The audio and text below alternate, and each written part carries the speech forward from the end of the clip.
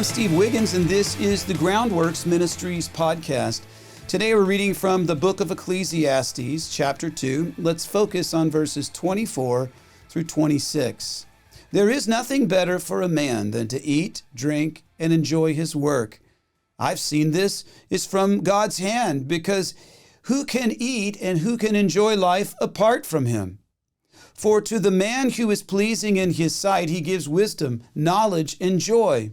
But to the sinner, he gives the task of gathering and accumulating in order to give the one who is pleasing in God's sight. This too is futile and a pursuit of the wind. If your only goal is to become rich, you will never achieve it. John Rockefeller said that, and it's true. Because if your goal is to become rich, you say, are you satisfied? You say, no, I think I could get a little richer. Never, ever satisfied. Surely there must be more to life than just the acquisition of stuff. And yet, just a little more seems to be the mantra of American culture.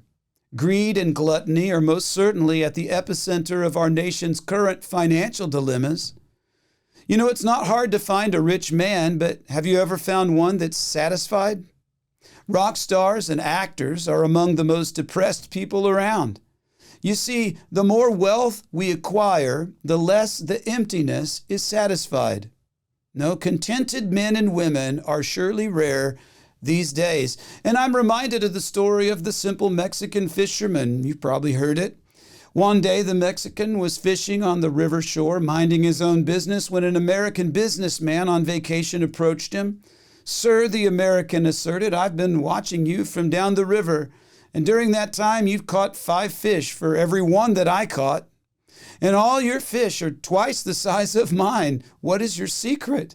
Ah, senor, the Mexican replied, I've been fishing here my whole life. I know all the places the fish swim throughout the day. Impressed, the American hired this Mexican to take him fishing the next day. And it turned out better than he imagined. And afterward, the American paid his guide well and asked the Mexican all about his life as they sat there at lunch. And shyly, the Mexican told his new amigo that he had a simple life. He wakes up in the morning, catches a few fish. He keeps enough for his family to eat. And then the few fish that he has left, he sells in the market, makes a little money. Afterward, he goes home, enjoys a siesta with his wife, and in the evenings they stroll to the village square, drink a little wine, play a little guitar with the friends. What a tremendous wasted opportunity, the American exclaimed. Did you know that you could make a lot of money guiding fishing trips? And with that money, you could buy a boat. And especially, eventually you could hire other guides, and then you can buy a fleet of fishing vessels. And then you could build a cannery and export the fish your fishermen haul in. You know, people around the world would be eating your fish that you caught right here. You could become very rich. Well, what would I do then, senor? The Mexican asks.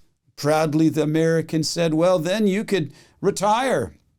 You can make your own rules. Wake up in the morning, catch a few fish, take siesta with your wife. In the evenings, you could stroll down to the village square, drink a little wine, and play guitar with your friends. You see, man was not made to pursue the wind.